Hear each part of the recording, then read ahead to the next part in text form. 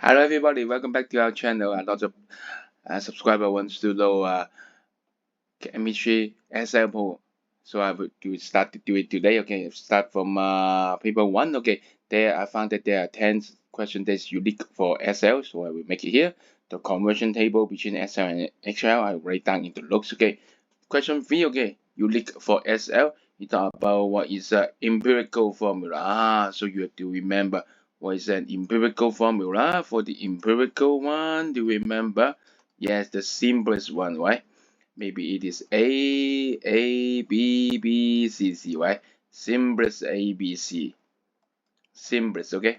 And then what is actually in the molecule can be an indigo multiple of them. So we have a molecular formula. It can be K times them or N times them. N is an integer.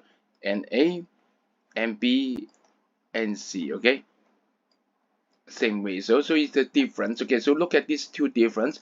Which one is really about empirical formula for options A to D? Take a look. Okay, now it's a evaluation time. For A, in a molecule, it should be a molecular formula, so it's wrong. B, the total number of atoms in the molecules of the compound.